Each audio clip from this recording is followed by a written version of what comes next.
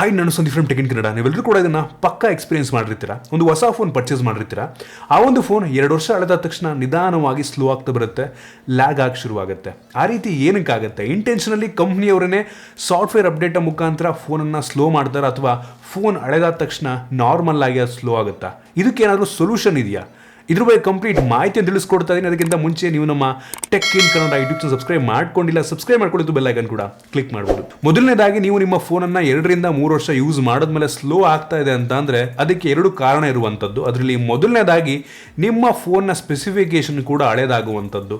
ಪ್ರತಿದಿನ software update ಆಗ್ತಾ ಇರುತ್ತೆ, ಅಪ್ಲಿಕೇಶನ್ಗಳು ಅಪ್ಡೇಟ್ ಆಗ್ತಾ ಇರುತ್ತೆ, ಅಪ್ಲಿಕೇಶನ್ ಸೈಜ್ ದೊಡ್ಡದಾಗ್ತಾ ಇರುತ್ತೆ, ಮತ್ತು ಆಂಡ್ರಾಯ್ಡ್ ಆಪರೇಟಿಂಗ್ ಸಿಸ್ಟಮ್ ಕೂಡ ಪ್ರತಿ ತಿಂಗಳು ಇಷ್ಟು ದಿನಕ್ಕೆ ಒಂದ್ಸಲ ಅಪ್ಡೇಟ್ನ ಮಾಡ್ತಾ ಇರ್ತಾರೆ. ಅದರಿಂದ ಆ ಒಂದು ಸ್ಪೆಸಿಫಿಕೇಶನ್ ನಿಮ್ಮ ಅಪ್ಲಿಕೇಶನ್ಗೆ ಮತ್ತು ಈ ಒಂದು ಆಪರೇಟಿಂಗ್ ಸಿಸ್ಟಮ್ಗೆ, ಆಂಡ್ರಾಯ್ಡ್ ವಾಯ್ಸ್ಗೆ ಕಡಿಮೆ ಆಗ್ಬೋದು. ಆ ಟೈಮಲ್ಲೂ ಕೂಡ ನಿಮ್ಮ ಒಂದು ಫೋನು ಸ್ಲೋ ಆಗ್ಬೋದು.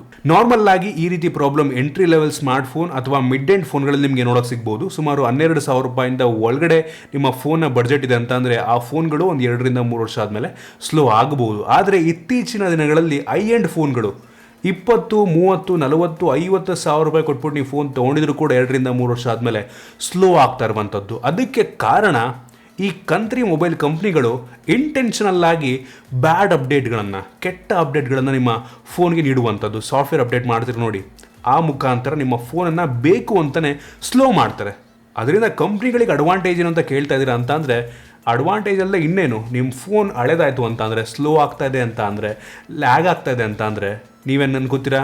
ಫೋನ್ ಹಳೇದಾಗೋಯ್ತು, ಕ್ಯಾಮ್ರಾ ಚೆನ್ನಾಗಿ ಬರ್ತಿಲ್ಲ, ಯಾಕೋ ಫುಲ್ ಸ್ಲೋ ಅನ್ನಿಸ್ತದೆ ಅಂದ್ಬಿಟ್ಟು ಬೇರೆ ಫೋನನ್ನು ತೊಗೊಳೋದಕ್ಕೆ ಡಿಶನ್ ತೊಗೋತೀರಾ. ಕಂಪ್ನಿಗಳು ಅದೇ ಬೇಕು, ಫೋನ್ ಸೇಲ್ಸ್ ಜಾಸ್ತಿ ಆಗುತ್ತಲ್ವ. ಆ ರೀತಿ ಈ ಕಂಪ್ನಿಗಳು ಯಾವ ರೀತಿ ಕಂತ್ರಿ ಕೆಲಸ ಮಾಡ್ತವೆ ಅಂತ ಅಂದರೆ, ಡೈರೆಕ್ಟಾಗಿ ಒಂದು ಅಪ್ಡೇಟನ್ನು ಕೊಡಲ್ಲ, ಡೈರೆಕ್ಟಾಗಿ ನಿಮಗೆ ಎಕ್ಸ್ಪೀರಿಯನ್ಸ್ ಕೆಟ್ಟದಾಗೋ ರೀತಿ ಮಾಡ್ತಾರೆ. ಫಾರ್ ಎಕ್ಸಾಂಪಲ್, ಕ್ಯಾಮ್ರಾ ಆಯಿತಾ, ಈ ಫೋನ್ ತೊಗೊಂಡಾಗ ಕ್ಯಾಮ್ರಾ ಸಖತ್ತಾಗಿರುತ್ತೆ, ಫ್ರಂಟ್ ಕ್ಯಾಮ್ರಾ ರೇರ್ ಕ್ಯಾಮ್ರಾ ಎರಡೂ ಕೂಡ ಅಲ್ಟಿ ಫೋಟೋನ ತೆಗಿತಾ ಇರುತ್ತೆ. ಫೋನ್ ಹಳೇದಾಗ್ತಾ ಆಗ್ತಾ ನಿಮಗೂ ಕೂಡ ಎಕ್ಸ್ಪೀರಿಯನ್ಸ್ ಆಗಿರ್ಬೋದು.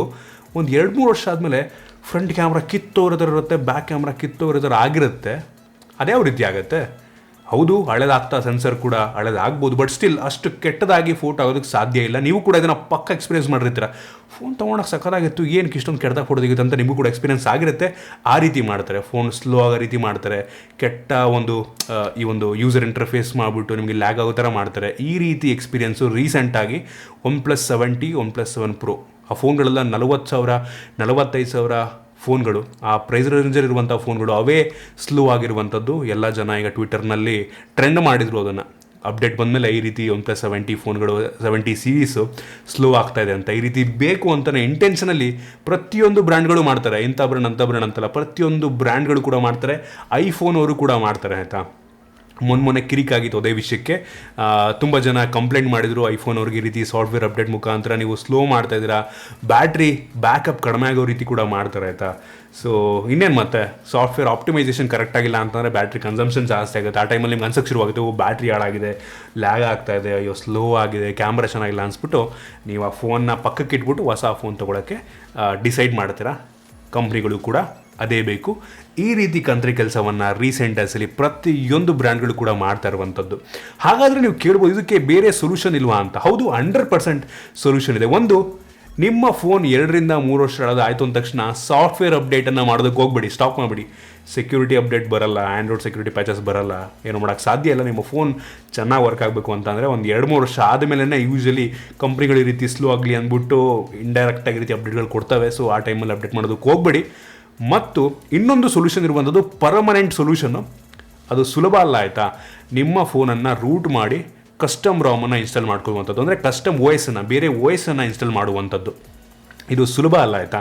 ಫಸ್ಟು ನಿಮ್ಮ ಫೋನ್ದು ಬೂಟ್ ಲೋಡರ್ ಅನ್ಲಾಕ್ ಮಾಡಬೇಕಾಗುತ್ತೆ, ಆಮೇಲೆ ಕಸ್ಟಮ್ ರಿಕವರಿ ಹಾಕೊಬೇಕಾಗುತ್ತೆ. ಕಸ್ಟಮ್ ರಿಕವರಿ ಆದಮೇಲೆ custom OS, custom kernel install ಮಾಡ್ಕೊಬೇಕಾಗುತ್ತೆ. ಆ ಟೈಮಲ್ಲಿ ಲಿಟ್ರಲಿ ಫೋನ್ನ OS ಇರಲ್ಲ, ಕಂಪ್ಲೀಟ್ ಡಿಫ್ರೆಂಟ್ OS ಇರುತ್ತೆ. ಆ ಒಂದು ಅನ್ಅಫಿಷಿಯಲ್ ಆಗಿ ಆ OS ಅವ್ರು ನಿಮಗೆ ಸಾಫ್ಟ್ವೇರ್ ಅಪ್ಡೇಟ್ನ ಕೊಡ್ತಾರೆ, ಸೆಕ್ಯೂರಿಟಿ ಪ್ಯಾಚಸನ್ನು ಕೊಡ್ತಾರೆ. ಸೊ ಆ ಟೈಮಲ್ಲಿ ಲಿಟ್ರಲಿ ಕ್ಯಾಮ್ರಾ, ಅದರಲ್ಲಿ ನಿಮಗೆ ಪಿಕ್ಸೆಲ್ ಕ್ಯಾಮ್ರಾ ಇರುತ್ತೆ ನೋಡಿ, ಆ ಅಪ್ಲಿಕೇಶನ್ ಇರುತ್ತೆ. ಸೊ ನಾರ್ಮಲ್ ಕ್ಯಾಮ್ರಾಗಿಂತ ತುಂಬ ಚೆನ್ನಾಗಿ ಆ ಸಾಫ್ಟ್ವೇರ್ ಆಪ್ಟಿಮೈಸ್ ಮಾಡಿರ್ತಾರೆ. ಸೊ ಅದು ಕೂಡ ತುಂಬ ಚೆನ್ನಾಗಿ ವರ್ಕ್ ಮಾಡುತ್ತೆ. ಇದು ಪರ್ಮನೆಂಟ್ ಸೊಲ್ಯೂಷನ್, ಆದರೆ ಇದು ಈಸಿ ಅಲ್ಲ ಆಯಿತಾ. ಟ್ರೈ ಮಾಡೋದಕ್ಕೆ ಹೋಗ್ಬಿಡಿ. ಮಿಸ್ ಆಗಿಬಿಟ್ಟು ಗೊತ್ತಿಲ್ಲ ಟ್ರೈ ಮಾಡೋದಕ್ಕೆ ಹೋದ್ರಿ ಅಂದರೆ ಫೋನ್ ಬ್ರಿಕ್ ಆಗಿಬಿಟ್ಟು ಹಾಳಾಗುವಂಥ ಸಾಧ್ಯತೆ ಇರುತ್ತೆ. ಸೊ ನಿಮಗೆ ಫುಲ್ ಪಂಟ ಈ ವಿಷಯದಲ್ಲಿ ನೀನು ಫುಲ್ ಚೆನ್ನಾಗಿ ನಾಲೆಡ್ಜ್ ಗೊತ್ತಿದೆ ಅಂದರೆ ಮಾತ್ರ ಈ ರೀತಿ ರೂಟ್ ಮಾಡಿ ನೀವು ಕಸ್ಟಮ್ ರಾಮನ್ನು ಇನ್ಸ್ಟಾಲ್ ಮಾಡ್ಕೊಳ್ಳೋದಕ್ಕೆ ಟ್ರೈ ಮಾಡ್ಬೋದು, ಇಲ್ಲ ಅಂದರೆ ಬೇಡ, ಸಜೆಸ್ಟ್ ಮಾಡೋದಿಲ್ಲ. ಬಟ್ ಇದೇ ಪರ್ಮನೆಂಟ್ ಸೊಲ್ಯೂಷನ್ ಆಗಿರುವಂಥದ್ದು. ಒಂದು 2-3 ವರ್ಷ ಆದಮೇಲೆ ಬೇಕಾದ್ರೆ ಮಾಡ್ಕೊಳ್ಳಿ. ಇನ್ನೇನು 2-3 ವರ್ಷ ಆದಮೇಲೆ ಫೋನ್ ಹಳದಾಗೋಗಿರುತ್ತೆ, ವಾರಂಟಿ ಇರಲ್ಲ, ಏನೂ ಇರಲ್ವಾ. ಸೊ ಆ ಟೈಮಲ್ಲಿ ಬೇಕಾದ್ರೆ ಟ್ರೈ ಮಾಡ್ಬೋದು ನೀವು ಕಸ್ಟಮ್ ರಾಮನ್ನು ಇನ್ಸ್ಟಾಲ್ ಮಾಡೋದಕ್ಕೆ. ಕಾಂಪ್ಲಿಕೇಟೆಡ್ ಪ್ರೋಸೆಸ್ ಆಗಿರುವಂಥದ್ದು. ಹಾಗಾದರೆ ಈ ರೀತಿ ಕಂತ್ರಿ ಕೆಲಸ ಮಾಡುವಂಥ ಕಂಪನಿಗಳಿಗೆ ಕಡಿವಾಣ ಹಾಕೋದಕ್ಕೆ ಸಾಧ್ಯನೇ ಇಲ್ವಾ? ಹೌದು, 100% ಸಾಧ್ಯ ಇಲ್ಲ. ಏನು ಮಾಡೋಕ್ಕಾಗತ್ತೆ ನಾವು? ಅವ್ರು ಹೇಳ್ತಾರೆ ನಾವು ಆ ಥರ ಯಾವುದೇ ಅಪ್ಡೇಟ್ ಕೊಡಲ್ಲಪ್ಪ ಅಂತ. ಅವ್ರು ಹೇಳ್ತಾರೆ ನಂಬೇಕಷ್ಟೇ, ಆಯಿತಾ?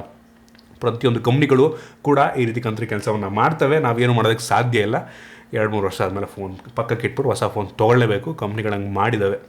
ಸೊ ಇದಿಷ್ಟು ಈ ಒಂದು ವಿಡಿಯೋ. ನಿಮಗೆ ಇದು ಯೂಸ್ಫುಲ್ ಆಗಿತ್ತು, ಇನ್ಫಾರ್ಮೇಟಿವ್ ಆಗಿತ್ತು ಅಂತ ಅನ್ಕೋತೀನಿ. ಇಷ್ಟ ಇದ್ದರೆ ಬಿಟ್ಟು ಲೈಕ್ ಮಾಡಿ, ಶೇರ್ ಮಾಡಿ. ಇದೇ ರೀತಿ ನಮ್ಮ ಬೇರೆ ಬೇರೆ ವಿಡಿಯೋಗಳು ನಮ್ಮ tech in Kannada YouTube subscribe ಮಾಡ್ಕೊಂಡಿಲ್ಲ, ಸಬ್ಸ್ಕ್ರೈಬ್ ಮಾಡ್ಕೊಳ್ಳೋದು ಬೆಲ್ ಐಕನ್ ಕೂಡ ಕ್ಲಿಕ್ ಮಾಡ್ಬೋದು. ಸಿಗೋಣ ನಮ್ಮ ವಿಡಿಯೋಲಿ.